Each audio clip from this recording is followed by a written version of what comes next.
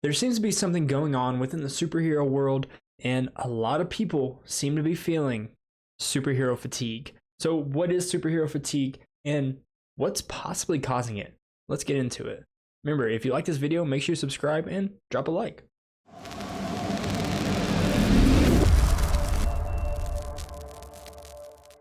Okay, so I've seen a lot of discussion about superhero fatigue. So, superhero fatigue is pretty much that people are tired of seeing superhero movies and they're just either refusing to watch it, they're review bombing it, whatever it might be. But I don't know that this is the case, honestly. Back when Marvel was actually at its peak, people loved it. That's all everybody ever talked about. Whenever you met someone, you could probably talk to them about which movie was their favorite Marvel movie in the MCU. And now it seems like everybody's kind of stopped watching. But back then, people really enjoyed the movies. And now it seems like people actually still see them. They just wait for Disney Plus, or they genuinely don't like the film.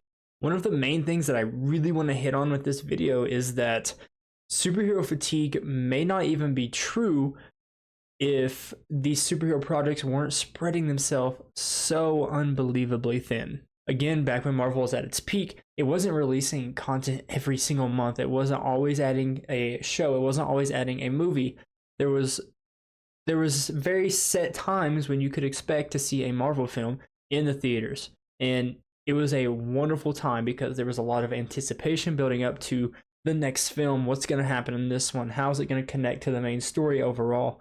And now it seems like sometimes things don't even connect. Sometimes there's not post-credit scenes. Sometimes there's pretty much nothing. It's a very much standalone film, very standalone story, and it doesn't connect to the whole like image and story of the Marvel universe.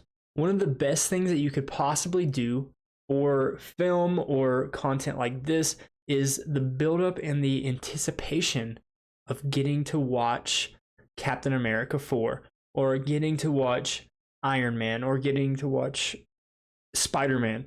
These buildups is what makes people want to go watch it. They haven't had content for a while. You thirst them just enough to where they don't fall off, but they stay and they get really excited to go watch.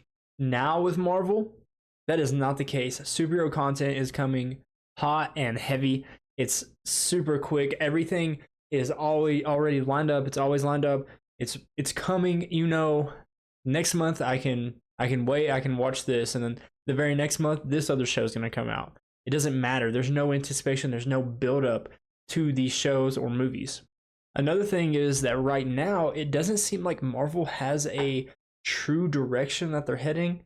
Yeah, they've talked about Kang quite a bit, but from what we've seen of him so far, he's been extremely weak and very underwhelming. When we first seen Thanos on screen, we knew that man was an absolute menace and he was going to be a force to be reckoned with. Another thing I really want to talk about with superhero fatigue is that honestly, there are just so many projects, especially when it comes to Marvel. It's so easy to be overwhelmed because if you haven't watched this show, then this show and this movie isn't going to make sense. If you haven't watched this movie, then this show doesn't make sense. There's so much that ties into each other. It's really difficult for a movie or a show to be very standalone, which they've been trying to get away from, it seems like, but it just doesn't work now because there are still these characters within those shows and with those movies that show up and you have no idea who that is because 5 movies ago they made their first appearance and now they're back. At the beginning of the MCU, and this is another point that I really want to talk about, is the politics of Marvel now.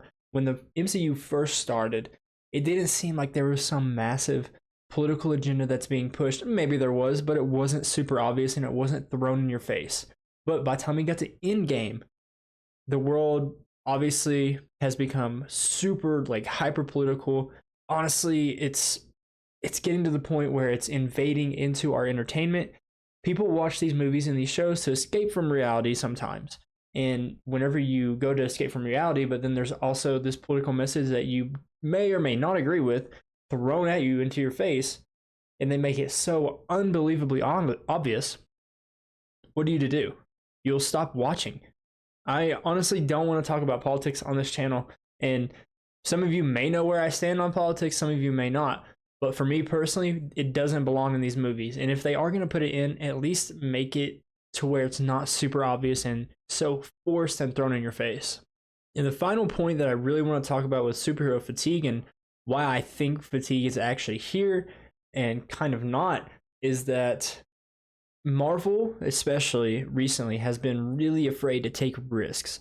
Back when the MCU was at its peak, around Infinity War Endgame, they took a massive risk, letting the villain win, and then they kill off some of their main characters. Then you take a look at these new Marvel movies and shows. There are so many fake deaths, which sometimes can benefit the story and be super interesting and throw a major twist in. Like Agent Coulson, for example, when he was killed a long time ago, and you eventually find out that he's actually still alive. They don't do stuff like that anymore. In Thor, I think there was like 3 or 4 fake deaths where you thought a character was going to die or they did die, only to be shown that they weren't, like Korg. I just want to see superhero shows and movies just take risks, really put it out there. Hey, this main character dies. You, the fans, can deal with it. If you don't like it, I'm sorry. That's just how the story ended. I know a lot of people's favorite superhero was Iron Man within the MCU. After his death, you can't tell me that it wasn't a good death. Honestly, it was watching it with the story, it made sense. It made sense that Iron Man had to die in that moment. Now, I do have some gripes and complaints about it. Could someone else have snapped their fingers instead of him? Probably. Honestly, they had multiple opportunities for someone else to snap their fingers, and they didn't because they were trying to push on to Iron Man's death and really get Robert Downey Jr. out, even though it kind of helped their whole universe because he was fantastic. I will say some superhero projects have done extremely well, especially with fans and at the box office. But a lot of people are just tired of going into a film and pretty much knowing how it's going to end. It's so easy to predict these things now. It's honestly, I think my son could do it and he's 2 years old. At this point, I sit down to watch a Marvel or DC, whatever it may be, movie or television show, and I know the hero's going to be okay. I've never felt that the hero is going to die, especially in more recent Marvel. The one show that is giving me a lot of hope right now, though, especially for the MCU, is Secret Invasion. They're taking risks.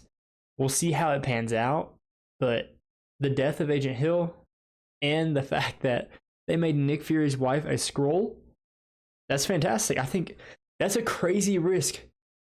Am I kind of like off-put by his wife being a Skrull? It was a major surprise. I know that for sure.